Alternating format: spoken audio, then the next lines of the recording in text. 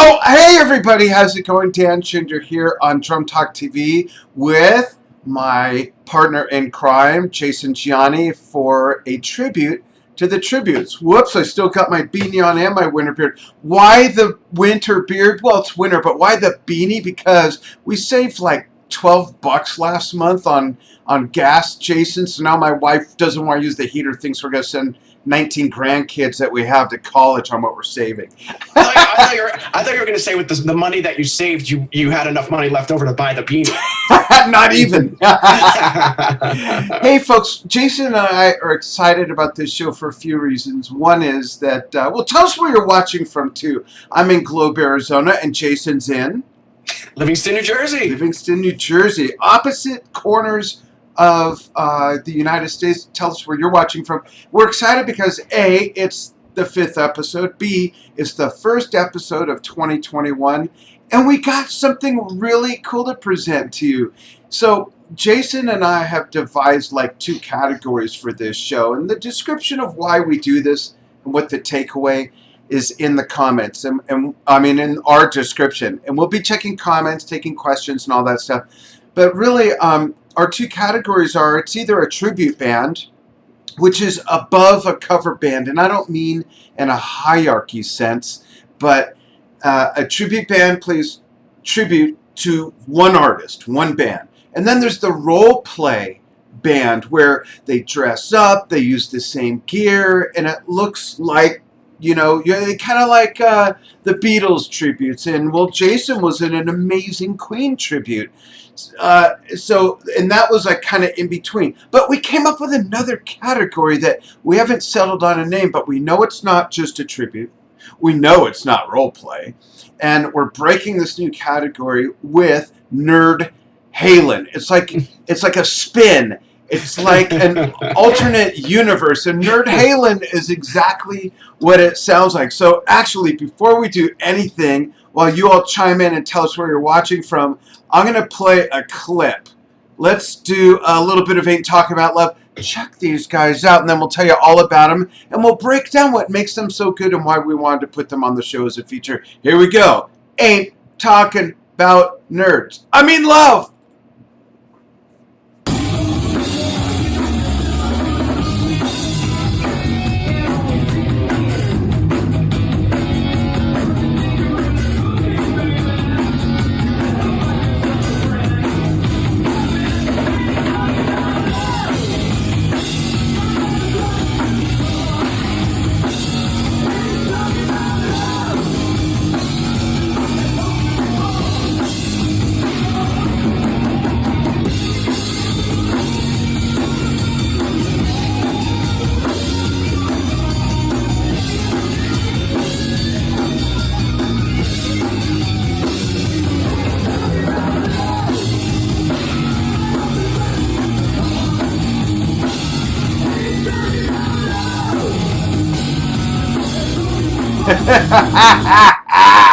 So there's a little taste.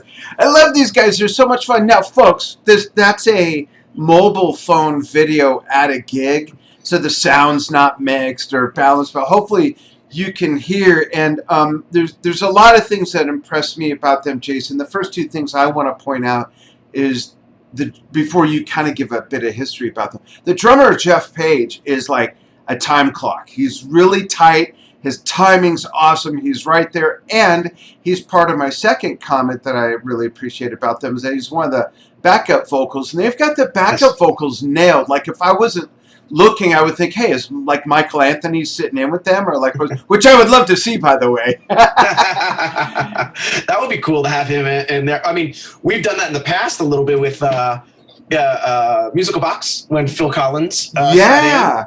It would be very interesting to see what having the members of the band come in. Also interested to see what happens with them once the pandemic is cleared out, and now that Eddie Van Halen has passed. Some of these tribute bands happen to get more fans and a sort of an uptick of popularity because the regulars are not there anymore. Yeah, and they're celebrating the music of them, and the fans love that. Some bands, even if they're all still alive, they're not touring, or maybe they can't get out to where a lot of these people live. Or, let's face it, concert tickets for big arena shows or bigger shows are between $120 and $300 without even scalping, and that's not even like the first 10 rows. So, and that's one of the things that finally kind of put me over the edge. I didn't understand, like, why do people go so crazy about tribute bands? This is like maybe 4 or 5 years ago. We were still in Vegas 5 years ago, and a friend of mine kind of shook me and explained that stuff to me, and I thought, okay, so it's still a way to enjoy and celebrate that music, especially like if the band was still around and playing. Yeah. I kind of didn't get it. Yeah. Now I do. Yeah. I mean, I just think, we've spoken about this before in other shows, but I think that the level of both musicianship and the shows themselves have gotten so good now that it's not. And folks who are watching, this is the reason why Dan and I don't talk about cover bands, because we're not talking about the bar band. We're not talking about the corner, club band. Which is okay. It's okay to do that. Yeah. Don't get us wrong. Yeah, I live in the land of great wedding bands here in New Jersey, a killer wedding bands, and technically those are really good cover bands, but we're talking about the ones that really are very advanced musicians and really designate themselves to making the show as close to what you would see from the real band. And this band is great and different at the same time, for sure. Yeah. And to Jason's point, sometimes musicians such as the ones we feature, it's their full-time gig, and sometimes they do big corporate gigs. They even go on tour. There's support acts. There's a lot of really neat reasons why we want to share this with you musically, and which we'll talk about, and for vocational reasons. Just another avenue as a professional musician. Look, would you rather make $60,000 managing a grocery store or being in a band? Yeah. That's really what it comes down. I'd rather be in a band playing almost any kind of music, really, if I had my choice. And we're going to talk about their history in a minute, but this brings me back to what I said before about the uptick in popularity before the pandemic. I'm really curious to see what happens with them in that apparently they were getting to a point before the pandemic that they were selling out a lot of clubs and were moving in that direction of the theaters of getting bigger. And you mentioned maybe a Vegas residency. Yeah, we were going to talk about that. Which would be fantastic. Such a fit. Such a fit. So I think this is one of those bands that as well as I do, is that in the music industry, one thing, it's almost like being a good musician nowadays, sort of your kind of your hall pass. In a way, your permission slip, let's call it that way. And then after that, you kind of have to have a gimmick. And every gimmick sort of settles in sort of different areas of the business. And a band like this, again, we haven't really spoken about them yet, but we'll talk about their history and what they're of. But a band like this would be perfect in a setting like a Vegas and staying there, because I think they draw a gazillion people. Yeah. And when Jason says gimmick, he doesn't necessarily mean like schlock or shtick, something that differentiates you from everyone else in your space. Like in any business, that's what has to make you stand out. It's really important. Absolutely. So you want to talk about them a little bit? Yeah, give a bit of their history first. I think it's important. It's good to know the roots, because you told me some things you dug up that I had no idea, and I didn't even recognize who you're going to talk about. Yeah. Well, first of all, when you pointed them out to me, I didn't know what we were dealing with as far as, who's in the band or where they're from. A lot of times, as you know, with tribute bands and that sort of thing, you don't really know where they're from. They could be from the middle of Nebraska or something like that. Yeah. Still be great, but you don't really know where they're from. Or Venezuela, like the band you made the video with. Dan's going to air something special next week. That's right. Actually, in like 4 days. But these guys are LA guys, and that I think is a big benefit for them. And one of the things about people who are maybe watching from different areas of the world is that there are a couple of clubs, mainly the Whiskey A Go Go in LA, that have these jam nights. And a jam night in a little town, in maybe Alabama is slightly different than a jam night in LA when Slash shows up and guys from the Foo Fighters like Dave Grohl shows up and stuff like that. So it could be quite an event when you just go to like a normal jam. And it seems as if this band sort of started from one of the jam nights in the Whiskey. And the guitar player, Caleb Rappaport, he was apparently a graduate of MI. I don't know. Oh, he's from Western New York. I read a little bit about him. He's from Western New York. So he's obviously a transplant. Went out to LA, probably wanted to live the dream sort of thing. Went to MI. I'm unaware of who else he's played with or his age or whatever. But went to one of these Whiskey A Go Go jam nights. I guess he was playing on the jam night and then ended up running into Hal Sparks. Now, Hal Sparks, if anybody remembers who Hal Sparks is, was, I believe, the first host of Talk Soup, which was a really popular comedy show on the E! Channel that sort of made fun of a lot of the shows that you would see on TV, and they would do these little skits and stuff.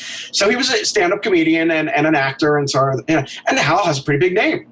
And apparently Hal, I don't know what project that night, but he was dressed in a nerd costume for this project. I guess maybe Hal did a Van Halen cover song, and then Caleb went, "That's what I want to do. That's it. That's exactly what we're doing." Hence, Nerd Halen. And they're, for what I know, they're a relatively new band. And Dan and I have spoken about this in the past, in that a lot of the bands we covered are kind of from different age groups and they've been together for a length of time. Like Australian Floyd has been together for, what was it, 20 something like years? That. Yeah. Long time. Where this band has only been together since 2019. And that brings me back to what I was talking about before, is they got a pretty quick, their stars started rising pretty quickly. Yeah, they're following and everything. Yeah, and the pandemic hit. And then at that point, everybody sort of just put everything on pause. And now that the pandemic, hopefully we see a little light at the end of the tunnel, and Eddie has passed, I really think there's going to be a good future for this band. Yeah, and I love, well, by the way, am I correct that Jeff Page, the drummer, is also from Western New York and a transplant to LA? I don't, yes. Yes. Okay. You know what? I could be wrong, and I want to make an apology. I wrote down that he's from Western New York. It may be Caleb, the guitar player, who's not from Western New York. I think I was confusing them. No, so it's because the drummer. Caleb, you got it mixed up because Caleb likes the Western Bacon Cheeseburger, and that's. Oh yes, see, I'm an Arby's. I'm personally an Arby's fan, so I also love how they sort of, and if you watch some videos, and I'll show some more clips in a moment, folks. Yeah. If you watch the videos, you kind of see them evolve a little bit, especially Jeff Page on the drums, where he's got a few octobans. And the bass player, I'm sorry, what's the bass player's name again? Oh my God, I forgot to write him down, but apparently he's played with a lot of LA We'll call guys. him Clyde Finesse-Duché. So sure. Mr. Finesse-Duché also plays a Jack Daniels bass in a few songs. The guitar player's got the stripes like Eddie. They're not, of course, trying to emulate them exactly as far as the look, because it's Nerd Halen, but it's an alternate universe version of Van Halen. And Caleb's got some of the dance moves and the kick that David Lee Roth was doing. It's fun, and you know what? We need more fun, and we need more smiles and stuff that just go, hey, like, wow, yes, there's a shtick, but if you're not looking and you don't know about that part, they are really good musicians, and that's where it all starts. Like when people say about any musician, oh, what about the hair? Oh, look how they're dressed. Well, I don't like her drum setup. If you were blind, it wouldn't matter, or the fulcrum, or whatever the F people are whining about. Forget about it. It all starts with your ears and what the music does to all of this. That's what matters the most. One of the things I've enjoyed doing with you since we started this show is going back to the beginning of what we were talking about, is finding sort of playing a game with myself with these bands of seeing where they do fit in that tribute role play, like in that category, right? And it's very interesting to find what some of these bands do and how close that ticker is toward one or the other. Yeah. This is a real interesting band where you have the bass player playing the whiskey bass, and you have Caleb playing the guitar, an EVH guitar, or at least I think it is her design. But then Jeff's drum set, there's not 4 bass drums, and who the hell would do that anyway? But there's no room at those clubs. Yeah, it's like who has that kind of money anyway? So, but so obviously, there's not, they haven't gone as far to have like the entire stage show, and then of course there's much more an effort to look like a nerd than to look like anybody that looked like anyone in band. Hey, like Hal doesn't even come close to even trying to look like David Lee Roth, and Jeff has a full beard. He's a big guy. Yeah, it's definitely we can tell it's definitely not role play. It is tribute, but there's this other element where they have this whole other persona that you identify them with as well. Nerds, of course. It'd be like what would be some other bands like Knack Sabbath, and if it was a band that dressed like the Knack but played Black Sabbath songs, or something crazy like that, and it works. That's what I love about it. Is that it works. You've never seen it before, as far as I know, with this particular music. And that brings up another band that we'll touch on after I show another clip, get some feedback from people. Hey, any of my SoCal native peeps, I'm from LA, but I haven't lived there in years. Any of you or anyone else anywhere that's ever seen Nerd Halen, we'd love to get your feedback on the live shows. Because again, the clips we're showing were shot on smartphones, so the audio's not there, so we're going to ask you to kind of be a little forgiving for us and them on that part. But, if you know these songs, you know what's going on. I'm going to play... Oh, we got to feature the drummer. After all, this is Drum Talk TV. And Jeff! Yeah, feature Jeff Page with the beginning of Hot for Teacher. And Ray Luzier told me in one of his Drum Talk TV interviews that playing with David Lee Roth, and when they did this song, that was like one of the hardest things he ever had to learn and try to emulate and put his own spin on, because he couldn't learn it exactly. And Ray's an amazing drummer, another institutional drummer who taught and everything. So it says a lot for that part. But let's check that out. Hot for Teacher. Here you go. You're welcome. This will explain.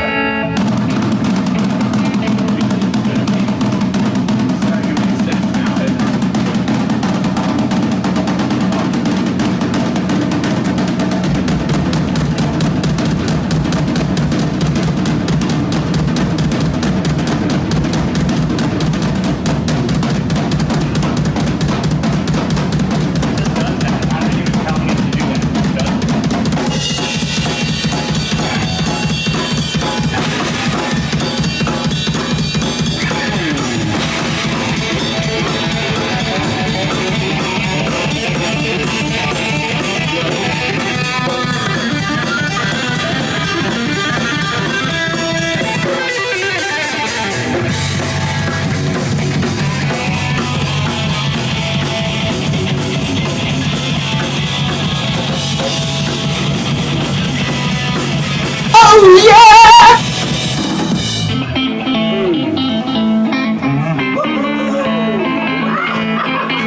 I wonder what Mrs. Claus is going to look like this year.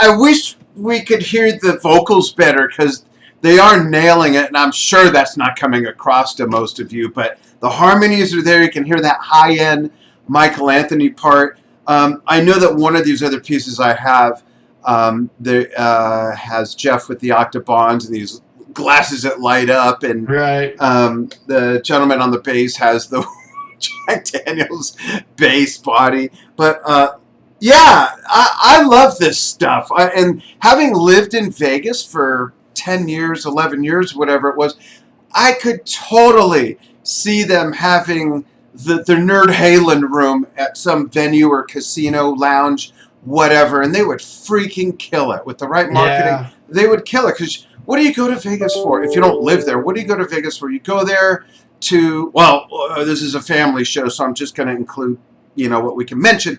But you go there to do stuff you can't do anywhere else, basically. So why not go see some things that you can't see anywhere else? And this fits right in there, man. Yeah, for sure. I was thinking. I know this is maybe a little off topic, but I think it's going to be very interesting what happens when we get back to some sort of a semblance of whatever the new normal will be. And because one of the things I've noticed, thankfully, and even for myself, is that there's been a lot of musicians who've been doing a lot more writing and a lot more production work and things from home, and sort of getting back to the roots of creating during this time, and working on their chops too. I think. I hope. Yeah. I mean, even me. I've been finally getting downstairs and going, oh yeah, drums. Okay, yeah, let's go to practice.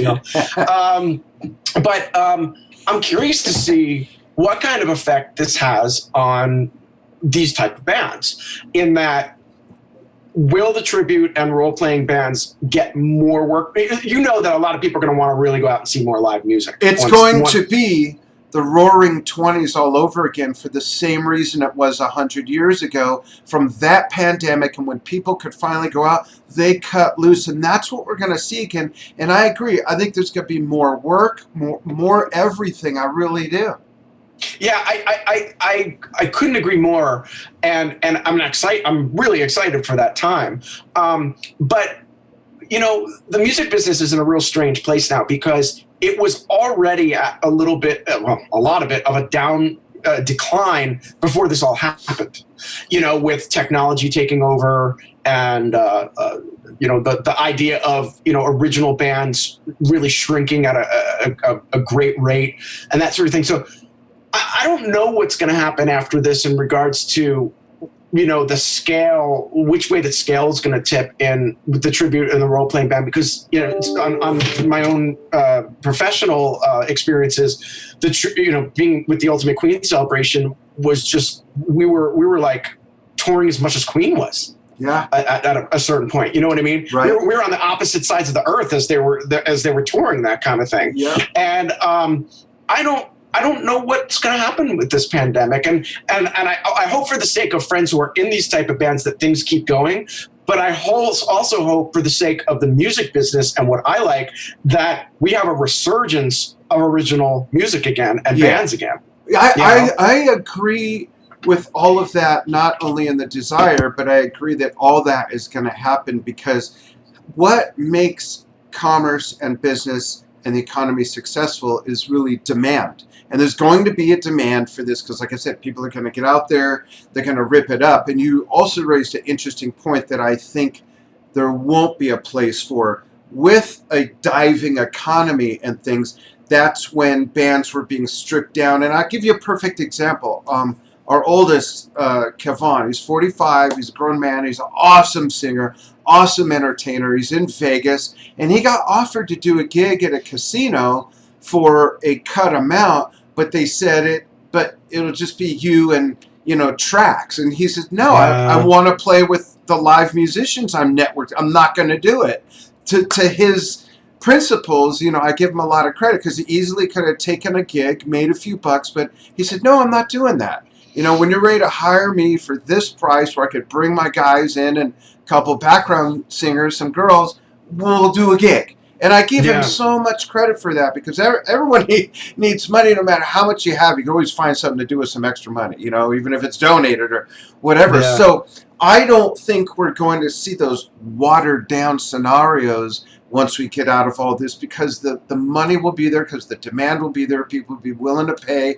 They'll be lining up at the at the door to get in, get their ID checked. They'll be sleeping overnight to get tickets for shows. Back in the old days, man, I remember that, the late 70s and stuff, when I used to go to concerts at the Forum and Long Beach Arena for Rush and Yes and whatever. Yeah. We'd sleep outside for a day or so when tickets went on sale. When's the last time you saw that?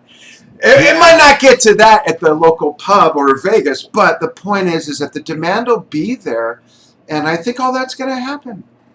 Well, I agree with you, and your mouth to God's ears. I hope that all happens, at full throttle.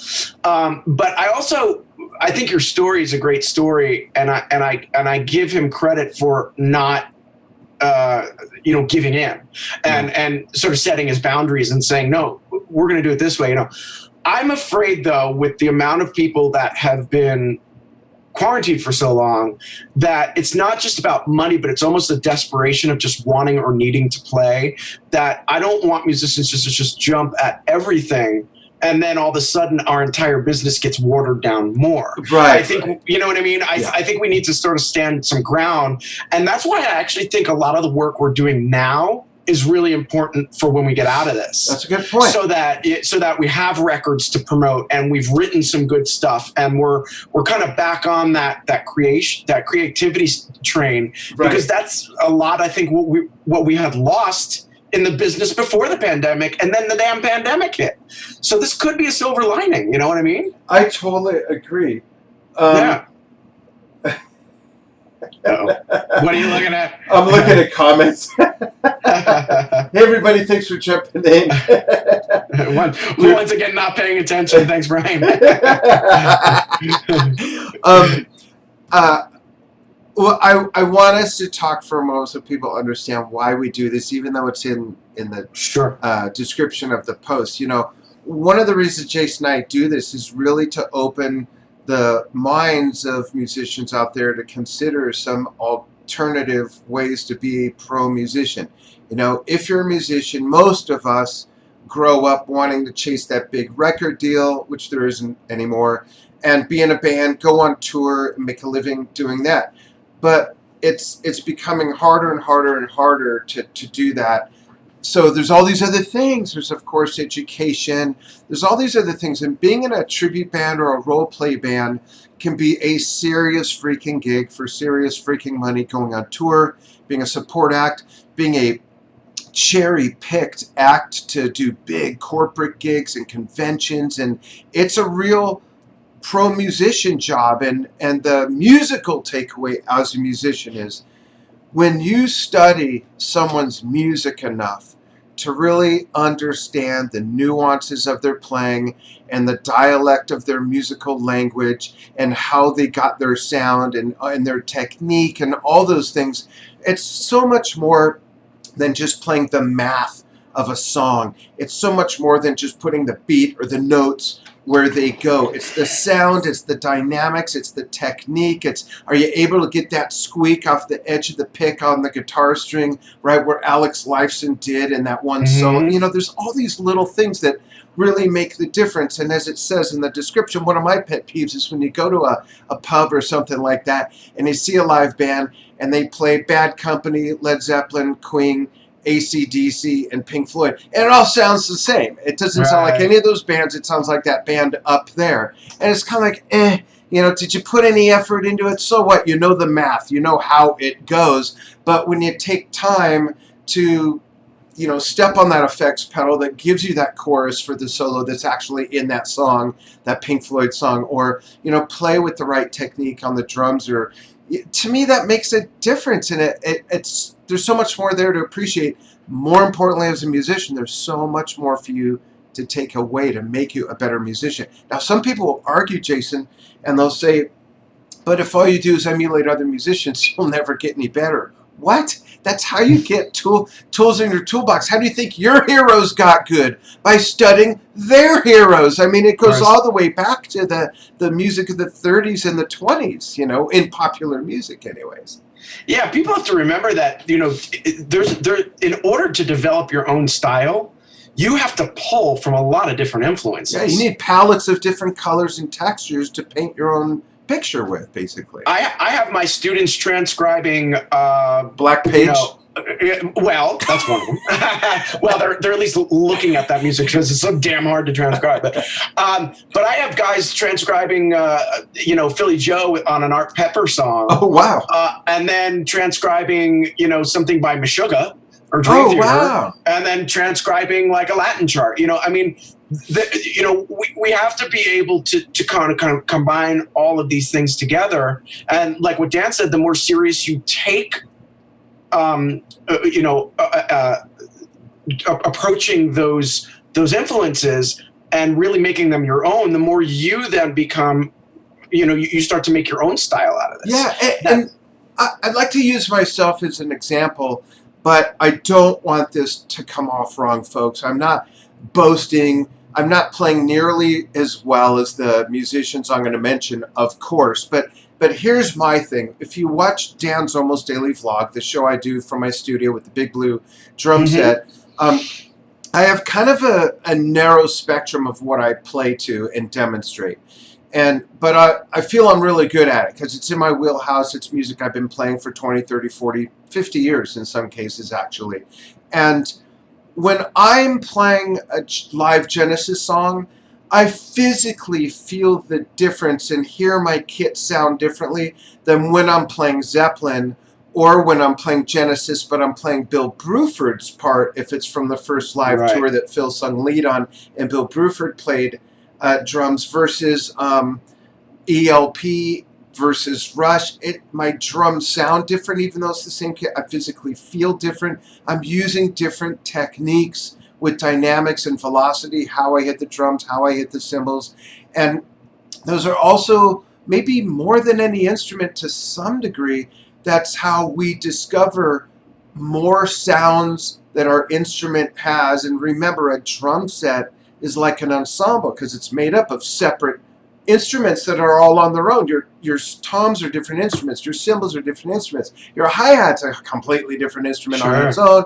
Your snare. And you learn to get all these different sounds, but only if you study the nuance of like, what is that I hear in the shuffle of Fool in the Rain? What's with those ghost notes? What's with the ghost notes in Out on the Tiles? What's with, that's when what helps make you a better drummer. I haven't had to read music in so long that I'm real rusty, so I can't pick anything up that way. It's all my ears now, and then I teach myself how to do it, and I find that part of the drum or the cymbal that gets that sound. Think of how many sounds are on a ride cymbal alone, way out at the edge, the crest, the body of it, just below the bell. The bell itself, whether you hit it with the tip or the shoulder of your stick, there's like so many sounds in what we play that if you really study these nuances in the music of your heroes, it's how you can help develop those sounds or find those sounds and develop how to recreate them.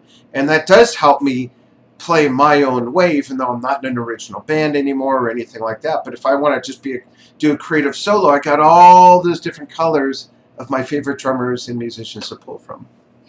I'm doing a lot of recording from home right now. Obviously, not just because of the quarantine and that we're not leaving, but also for the fact that I'm really feeling comfortable recording parts from home and giving them out to people.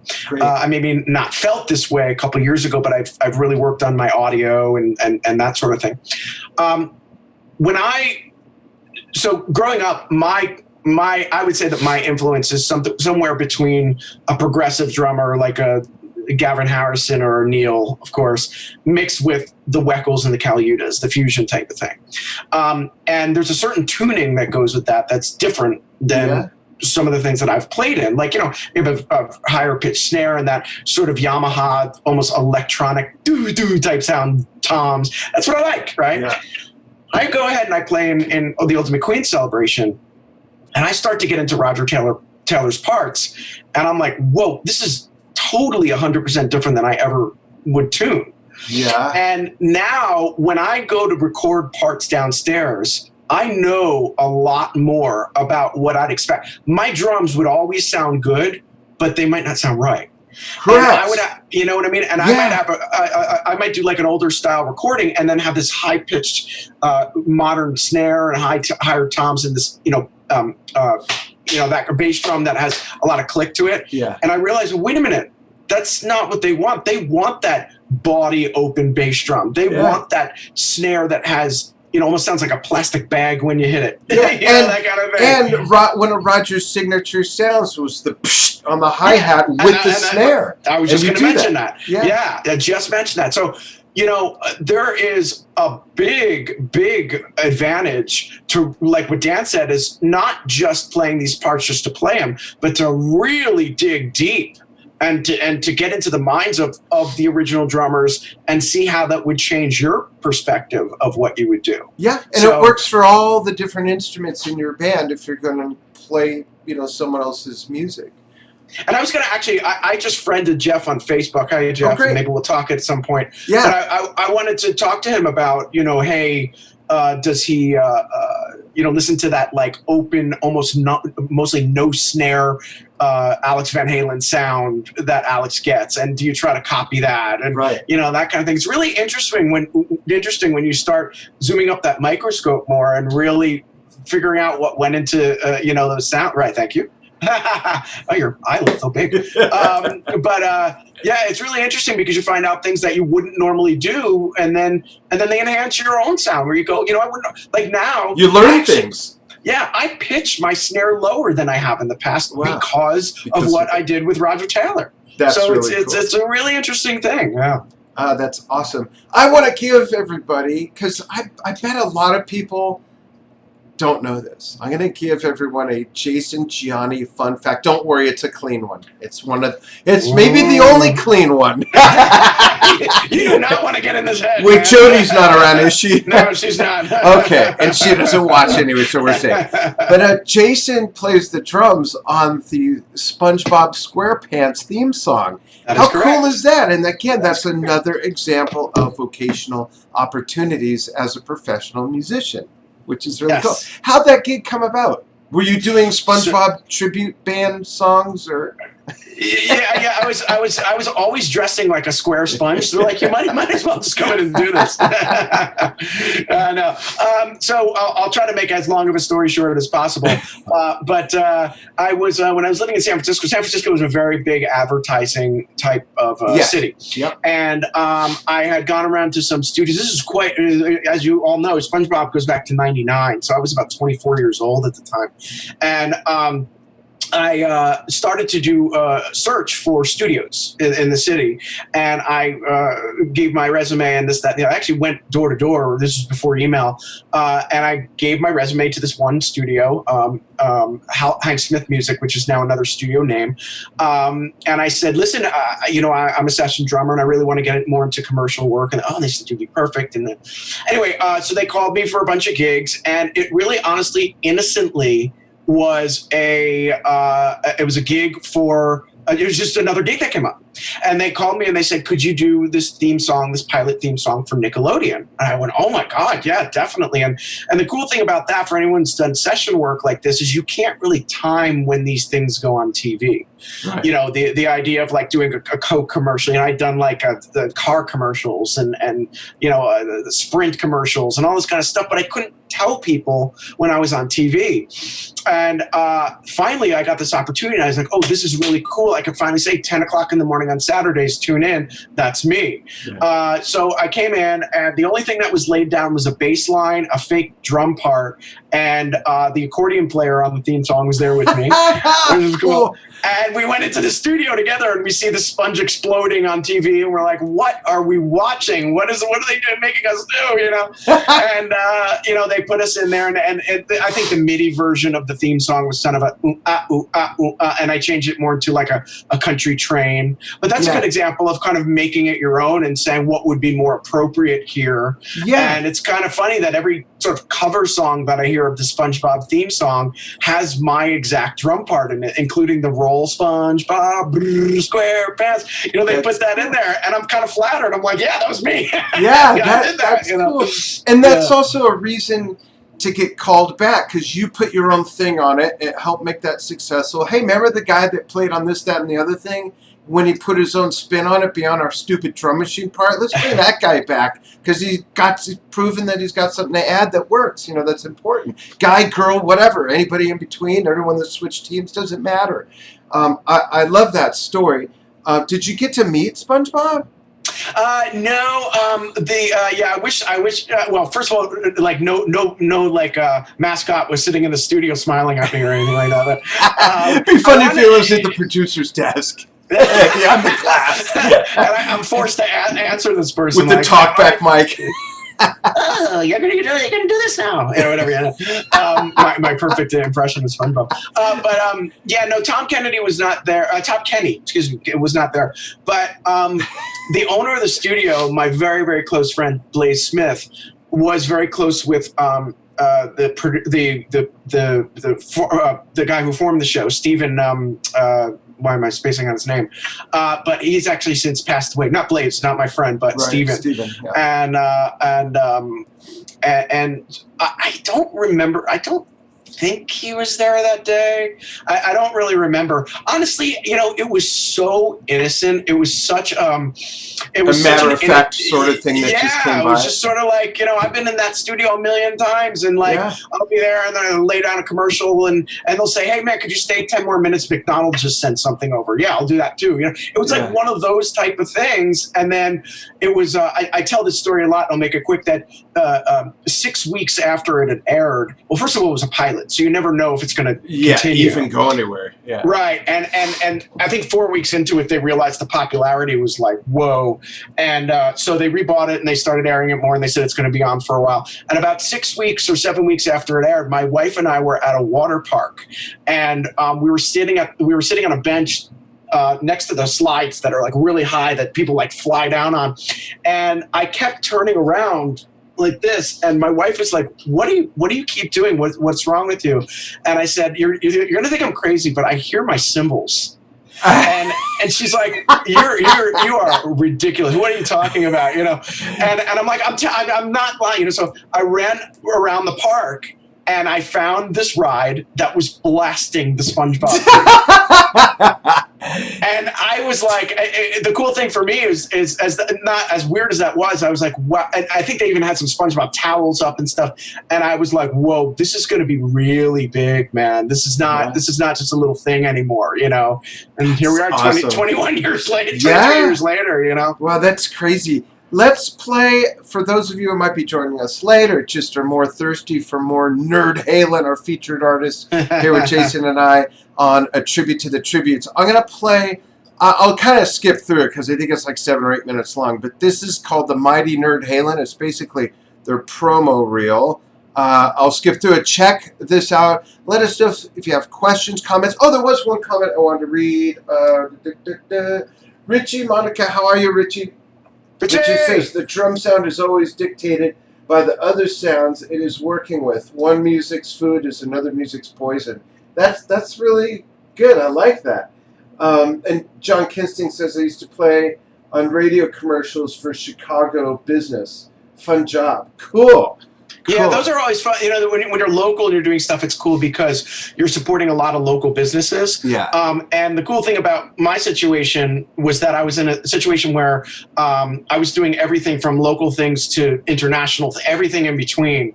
And one of the tough things is when you're trying to sort of treat this like a business and contact companies and make relationships in the business, if you're doing stuff that's not local to your area that you don't have a connection with, it really is hard to draw the attention to that because you just did something in China that's airing for like a year, but you don't see it. You don't know how to get a hold of it or anything like that. So it's a strange business in that way that you never know what you're going to be asked for. And you don't have a choice to turn it down. You just do it. You just say, yeah let's do this. And you kind of see where it goes and throwing crap against the wall to see what sticks, That's awesome. All right, here we go with the mighty Nerd Halen. Here we go.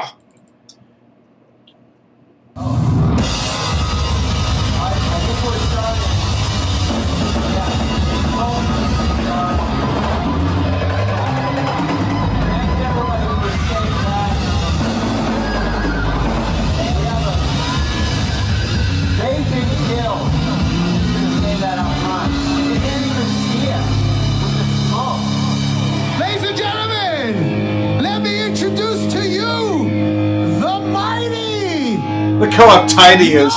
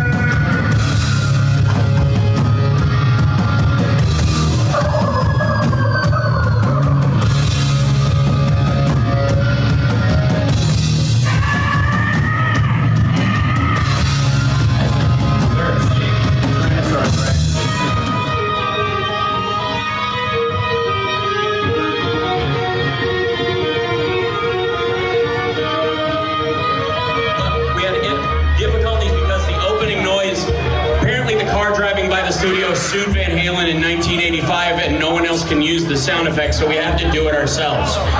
So, okay, everybody ready?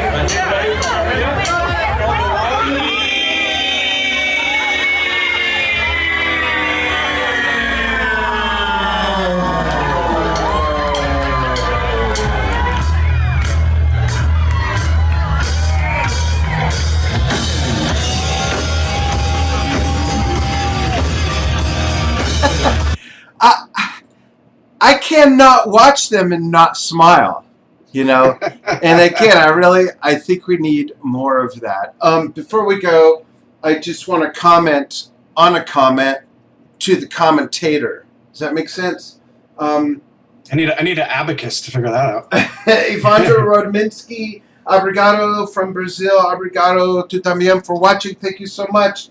He posted a YouTube video and he asks, what would be the correct battery in this song? Hugs. Battery meaning drums. So, Evandro, reply to your own comment and let me know what you're asking when you say what would be the correct drums. Do you mean the time signature, the setup? And I'll watch that video later on and I'll answer it for you in the comments. Maybe Jason will too, but please clarify your question.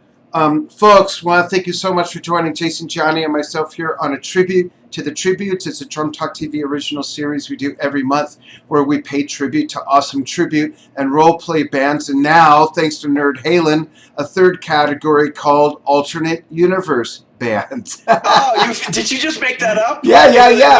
I love it. You win for the day. Cool. And I hope that they do get a residency in Vegas. It's a perfect fit for them. And Jason and I also both hope that all of you are safe and staying happy. It's a new year. It will take a while for things to get a lot better, but it all starts with what's up here in this area and what's in here. So stay strong, and thanks for following what we do. Saturday. Did I say Saturday or Sunday for your video? Saturday? No, 20. You said 24th. 24th. Right? So Sunday yeah. at I think 10:23 a.m. Mountain Standard Time, which would be 9:23 a.m. Pacific, noon 23 Eastern Time. Those are U.S. times. I'm debuting a video on Drum Talk TV of Jason Gianni, here, my co-host right there, who played some drums to a Venezuelan folk band. Yeah. Joropo, yeah. Joropo, yeah. Which is Venezuelan folk music, and it's awesome. Wait till you see this. It's freaking genius. So watch for that, and we've got all kinds of other great stuff happening for the new year. Sign up for the, I almost said sign up for the drum lessons. Sign up for Jason's drum lessons. Screw it. Yes. Sign up for Jason's drum lessons, and sign up for the Drum Talk TV newsletter so you can find out about upcoming interviews. We've got January off to a great start. We've already had, I don't even think I can remember everybody. With Pick Withers, original founding drummer of Dire Straits. We just had Cindy Blackman the other day. We had Gavin Harrison. Tomorrow, if you're watching this today on Thursday, Friday the 22nd, I have Camilo Quinones, CQ the drummer. And we've had Guy Gelso? Guy Kelso, thank you, from Zebra, or is it Zebra? Zebra, and all kinds of other great stuff planned, and people that we're waiting to hear back from. So we're not covering the NAMM show this week. First time in 8 years since I founded the company that we're not covering the NAMM show. It's virtual. Stuff came together, in my opinion, a little too late for me to feel comfortable bothering exhibitors to make appointments and all that when they were trying to figure out this new virtual thing and new technology and all that. So what we're doing here instead on Drum Talk TV is all week we've been running highlights of our last 8 years of coverage. So there's only a couple days left of that. There's some fun interviews going back to our first year of 2013 when it was just me and a camera guy that I showed how to use the camera in the parking lot. Now when we do the NAMM show, we have a staff of about 20 people. So check that out. If you see one of those posted, it'll have a hashtag that'll link you to all of them. Jason, give out your website. Well, you can reach me at my website's being remodeled right now, but you can reach me at on FaceTime, of course. FaceTime, Facebook. Hello. So wait, Jason's number for FaceTime. Here's my phone right here. 876-532. 867-5309. And you could reach me at jason@drummersbible.com for lessons and for anything email-wise. Session work. And session work and all that kind of stuff. Yeah, I'm doing everything from home at the moment. The Collective and University of the Arts, we're all online right now. So everything is just sort of online and doing that. And I actually want to just take a minute to thank Dan, honestly. Dan is such an incredible ambassador in this industry, and the way that he not only keeps things going during this quarantine and having everybody sort of feel welcome in their living rooms like this, but just everything he does day after day and year after year and things he does for the NAMM show. I am honored to be friends with him and know him and be partnered with him in this type of thing. And I can't thank you more for everything you do for our industry, honestly. Thank you. That means so much to me. I really, really appreciate that. It's from the heart, man. Absolutely. Thank you very much. And thank you, everybody, for following what we do. That's the only reason I do it. If people stop following it, I have plenty to do. Believe me, I have a whole other company that teaches social media marketing, and I speak on it every year. But I love Drum Talk TV. That was born out of the success of Drum Talk TV. So thanks to you folks, we are in our 8th year. I started Drum Talk TV 8 years ago, January 6th. So thank you for that, Jason. I appreciate it. Happy birthday, man. Thanks. Thanks, everyone. We will see you soon. Dan's Almost Daily Vlog is on, I have it on my calendar. 2 p.m. Pacific, that would be 5 p.m. Eastern U.S. times this Saturday, and I'm going to rip out some songs that my son Stephen and I, associate producer Stephen Shinder, making a list of real positive songs to get the year started out real nice. I'll give you one example. One of those songs is going to be a live version of Going for the One by Yes, just to give you an idea of the flavor of the theme of that day. And then I'm going to squeak in another blog before the end of the month, because today, so we'll say this month, is the 44th anniversary of Pink Floyd releasing Animals. So I'm going to play live versions from Animals, a very seminal song when progressive rock started to go a little bit more commercial and accessible. Plus they had a giant pig that flew away in a windstorm. All right. Thanks, everybody. We'll see you soon. Bye-bye. See you soon.